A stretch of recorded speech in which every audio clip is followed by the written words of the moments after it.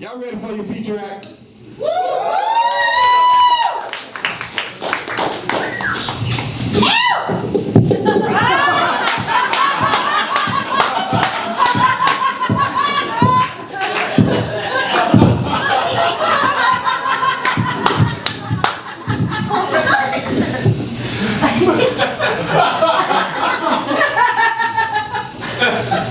Jason Mutt Rogers.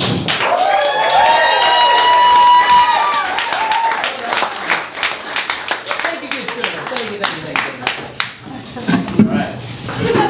Finally, somebody with some consideration around here. I don't use this thing anyway. Shit. All right, how's everybody doing down under? Wow, I'm liking this. Good to see so many people out tonight. It's going to be fun. We're going to be telling lots of short jokes. Hope you guys aren't above laughing at short jokes. We don't have any short people here today, do we? We don't have any actual short people here, do we?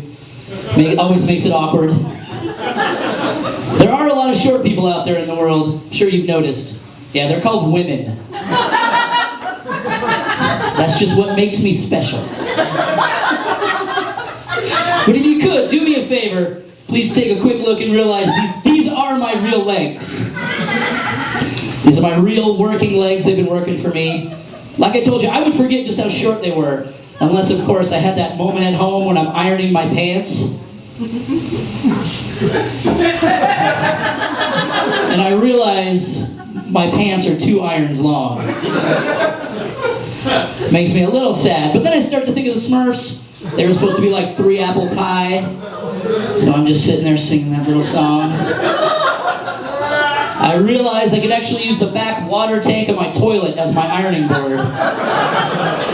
And then I'm actually there just ironing my tiny, tiny pants. There on the back of my toilet. I realize I'm actually so short that I don't even meet the height requirement for a Napoleon complex. It's kind of tough. All right, big developmental psychology crowd here tonight. Yeah. It's a college town. Right, but it's just for that very reason that I'd like everybody to appreciate all the options that you have in your life. Because I know if I were taller, I would definitely choose to be an asshole. I'm not trying to say you're all assholes. I'm just saying you have that option. But not me. I just have to be a nice guy. Even when people ask me really dumb questions. Yeah, people love to ask me dumb questions. People will come up and they'll say things like, well, are your parents short? And I'm like, look, you don't have to try to help me figure out what happened. Right? I've got it handled. It's okay. But to answer your question, yes, my parents are short. I'm like, let me just put it to you this way. Yeah, I remember a long time ago, a friend of mine came up to me and he said, hey man, my dad's taller than your dad. And I was like, hey, you're 8 years old. You're taller than my dad. That is not hard to do. People, sometimes they'll come up and they'll say, well, have you always been short? And I got really tired of always just saying yes. So I started to say no. I used to be a linebacker in high school. I just caught this retrograde Gary Coleman white guy disease. I've just been shrinking ever since. So yeah, we've got a change jar over there on the bar. We're going to be getting together this weekend. We're going to try to find a cure. We're going to be walking laps. Because when you don't know what else to do about a disease, that's what you do. You just get together and walk laps. If you can't cure it, you can at least antagonize the fucker for a while. Always a good thing. Always a good thing. But my favorite thing that ever happened, right? This lady, she sees me from across a room. And her eyes just light up. She's jaunting straight for me. And I think she knows me. She just comes up to me and she's like, hey, do you play volleyball on Tuesdays? I don't think so. Like, do you? I don't. It's like, no, you know, volleyball on Tuesdays. I don't. I have no idea what you're talking about. No, you know, volleyball for little people. over at the rec center on Tuesdays. I just had to look at her and I was like, hey, I'm not actually a little person. I'm just a really short guy. She kind of took a step back, kind of looked me over for a second. She just shakes her head. My daughter is a little person. So obviously she knows a midget when she sees one. And I was fooling no one. Right? But I thought about it. I went home and I really tried to figure out what must be going through her mind. So obviously this bitch owns a midget. And she can't figure out why whoever owns me doesn't take me to volleyball on Tuesdays.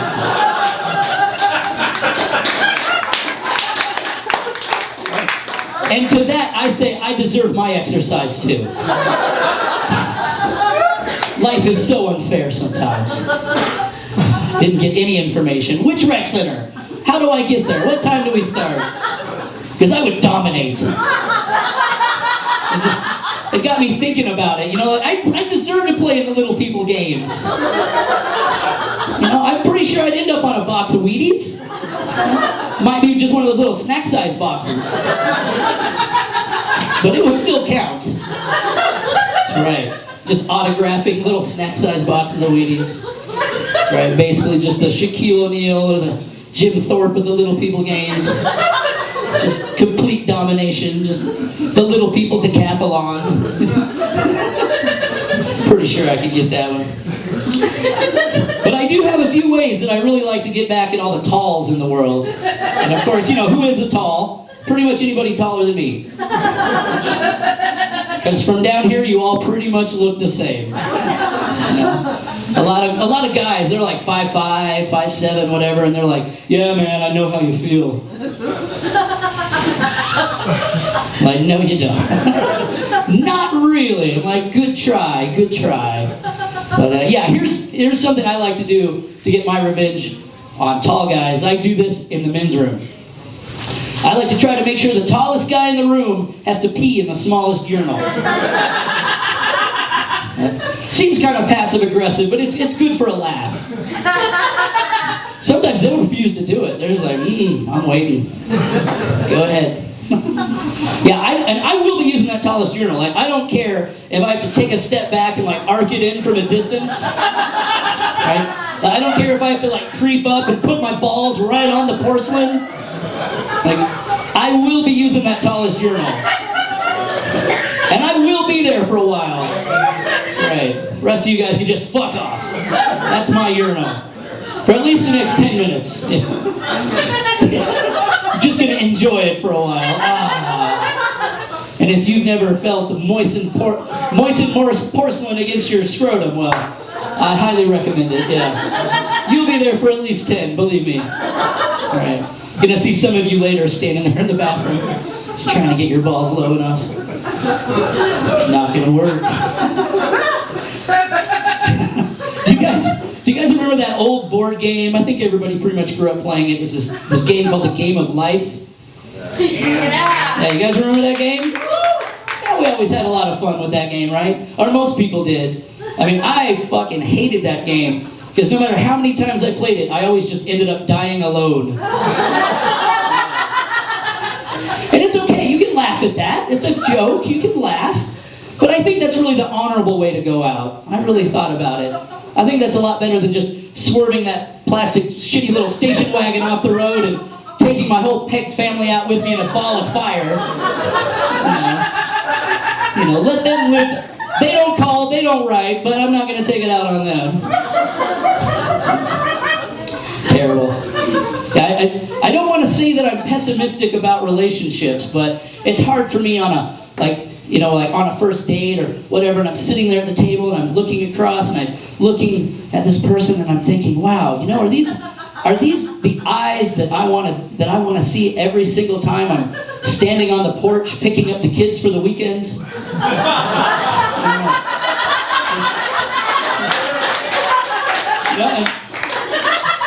I have to say, so far the answer has been no. No. And it's all because of this little piece of advice that I was given. I was given this little piece of advice by somebody I went to school with. And I ran into him like, a few years later. And run into this guy at a bar. We're really drunk happy to see each other, We're just like, we weren't even friends, We're just, all of a sudden, we're best pals. Like, hey, and I made the mistake of asking how it was going. Like, hey, how's life? He's like, oh man. He's like, I've been divorced twice. He's like, I don't even know where my third wife is. It's like, she's somewhere in Texas, I think. I was like, whoa. And I didn't know what to say. All I knew was that I could definitely not compete with that. So I just looked him right in the eye and I said, I had a bird. Like, I couldn't take very good care of it. It died. And he just he gets this big grin and he kind of nods and just like, look of understanding came over his face. And he just kind of said, well, I want to give you a piece of advice. He said, I think you should just have sex with the bird. I'm still trying to figure out if that makes any sense, but it's still funny. There's a lot of strange things out there, and now I'm doing comedy, I'm always trying to find these contradictions, and man, there are a lot of them out there. And here's one that really struck me. I thought this was really strange. I've really been trying to figure this out. Maybe after the show you can help me. But I'm trying to figure out why there are so many straight guys out there in the world that are obsessed with anal sex. It just doesn't add up. I mean, look at all the porn out there. I mean, it's like half or more of all the porn titles has anal or some derivative of it. A direct reference to, hey, there's a whole lot of that in this. If you like that, here it is. Come and get it, right? But why? I don't understand why so many straight guys are obsessed with anal sex, because, I mean, I'm a straight guy, but, I freak out if I get a little bit on my hand in the bathroom. I'm like, I don't know what to do. I would pretty much have to just boil my penis. That's really the only option left. It would make me actually consider using hand sanitizer. And I hate that shit, because I don't get it. How does that get you anything clean? I mean, you just end up with all these chemicals and germ carcasses all over your hands. It's like just go wash your hands. Jesus. Doesn't make any sense to me. But yeah, so these straight guys obsessed with anal sex makes no sense. Because, I mean, straight guys obsessed with anal sex, I'm addressing you right now. Like, you have a fast pass to the roller coaster. You don't need to be messing around with the log ride. That's all I'm trying to say right now. Right? But I understand why men in the gay community would want to do it. Because, hey guys, we all just need a warm place to stick our junk. I mean, their options are just more limited. But if you're a straight guy, no, that's not the case. Right, yeah. I mean, am I right? Yeah, okay. All right, just as long as I'm funny, that's all that's important. That's all I care about.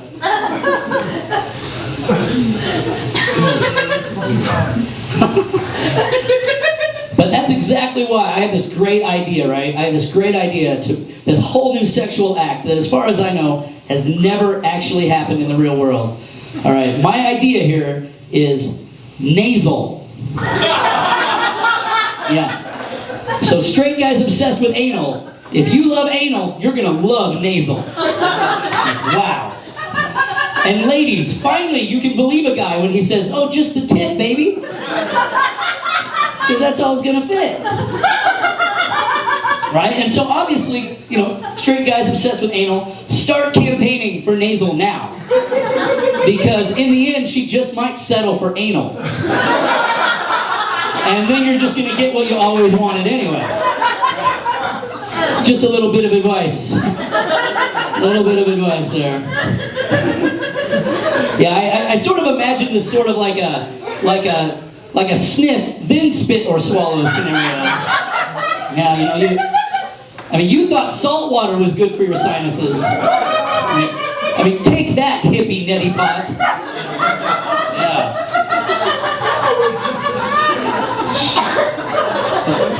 Good time for some water.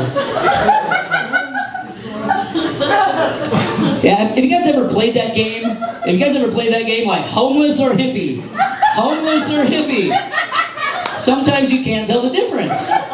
There's a lot of different types of homeless people and a lot of different types of hippies. And sometimes you're on the fence, you're just not sure. But I was walking through one of the squares there in Fort Collins, and I see this guy sitting there, and for a split second, I played the same game. I was like, homeless or hippie, homeless or hippie. It usually doesn't matter, they all want your money. But, you know, I was going to walk right in front of him. He was just sitting there on the ground, and I'm just going to walk right in front of him. And, you know, our eyes kind of meet for a second, and we kind of have like this moment, and you know, and I realized, I was like, oh, you know, he seems like a nice old guy. I'm pretty sure he's homeless. And I was reaching into my pocket. I was looking, you know, get $1 out. Got a little bit closer. I could see he had no teeth whatsoever. All right, and I get right up next to him, and he just gives me this big, just toothless grin on his face. And he's like, hey, whistle while you work, little guy. Whistle while you work.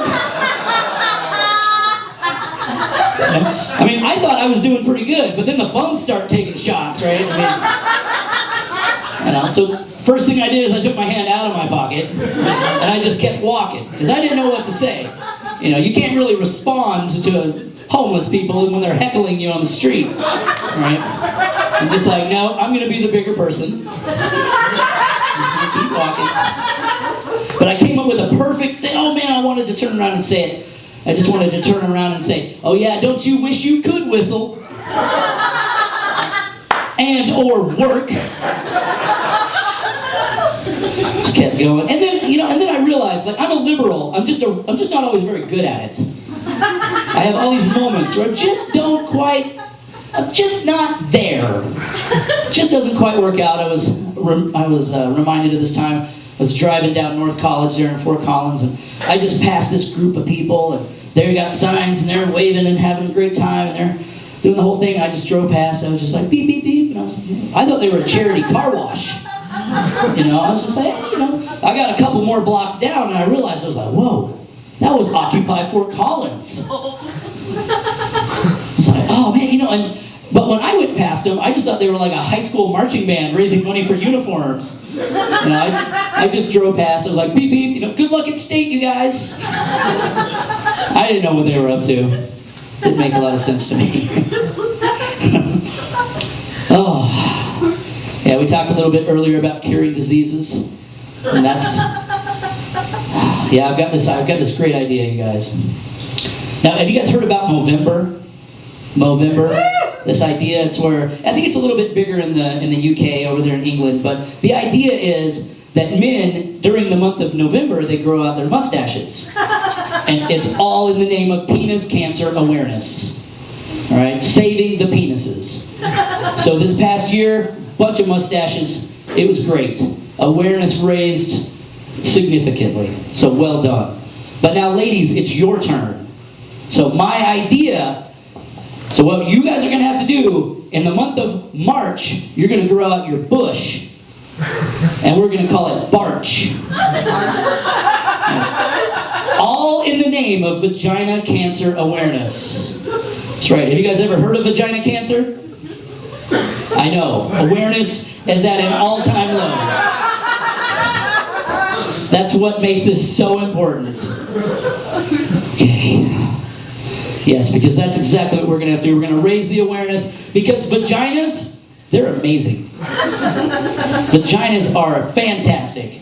I mean, they're like Swiss timepieces. You know, they're just all these like interconnected cogs and springs just ticking and tick-tocking, and you know, but guys, what about our junk? Not really, no. Our junk is pretty much just waterproof and dishwasher safe. I mean, it might get a little wrinkly down there from time to time, but don't worry, guys, you can rub that out.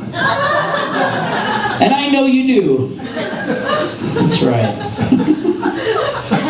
But here's my big idea with the whole thing, right? Oh, no, I'm sorry.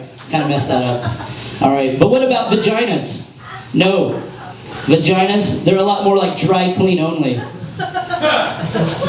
Yeah, just a lot of chemicals and Koreans working magic down here. That's right. But here's my big idea. Here's my big idea for Barch. So you know those pink ribbons that everybody wears for breast cancer awareness? Now that's great. You know, save the tatas, we're all on board with that. But what we're gonna do in Barch, we're gonna take those same ribbons and we're just gonna turn them upside down. And we're gonna call it Badges for the Vadges. All right, who's with me? Who's with me? All right. I knew you were clearly all good people. I knew you'd be on board with saving the vaginas. Because let's face it, we all either have one, like them, or both. Well, 95% of us. You guys do the math. All right, I'm glad you guys are good people. You're on board. Oh. Yeah, I've been doing comedy for a little while now. It's been going really great, having a lot of fun. Kind of got started after my girlfriend broke up with me. But you know what makes my girlfriend different from most other performers is that, you know, she's real. Not just made up for the sake of a joke. But, yeah, I learned from that relationship that when people have really strong opinions about crazy shit, you gotta watch out. Like my girlfriend, she hated canned soup and coffee tables. And at first, I was like, that's cool. Like, you know, that's not a deal breaker. I can deal with that. And I started to really think about it. I was like, wow, I really like coffee tables. She's like, you know, where the hell am I going to eat my canned soup? There's clearly no future here.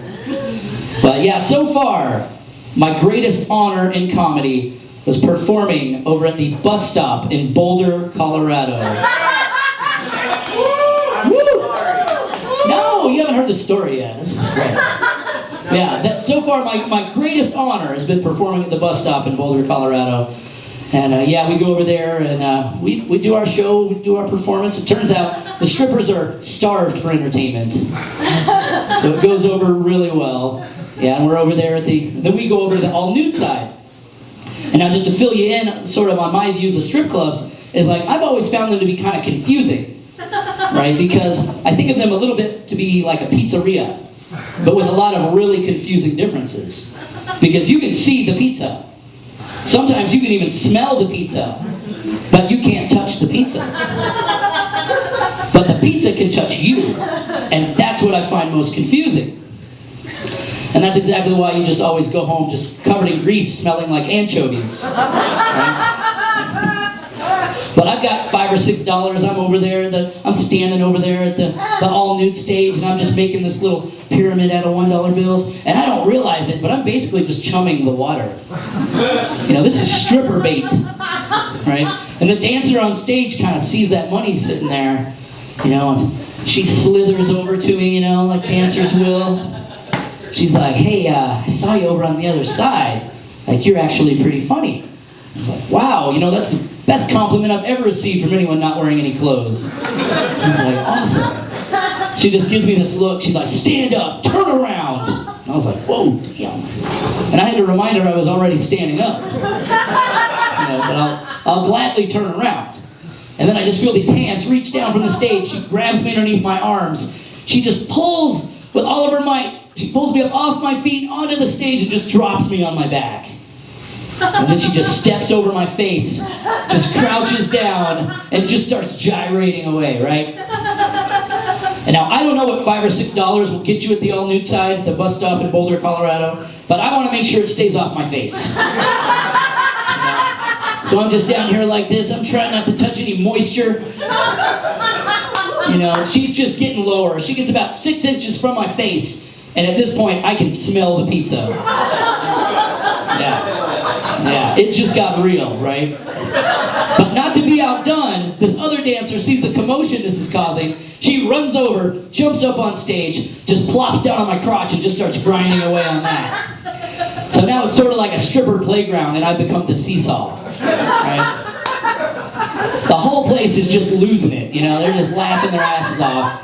And the best possible time, the DJ comes on the mic and he says, ladies, calm down. That's child abuse. And I might not sue. All right. Well, thanks for coming out, you guys. I'm late for volleyball.